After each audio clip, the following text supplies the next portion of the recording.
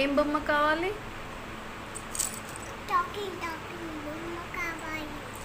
అవునా, డాడీకి చెప్పు నాకు టాకింగ్ బొమ్మ కావాలి అని.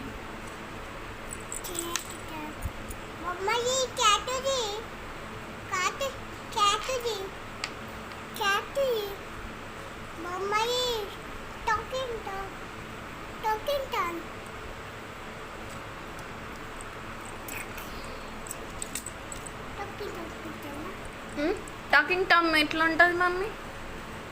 టాకింగ్ టామ్ ఏమంటుంది?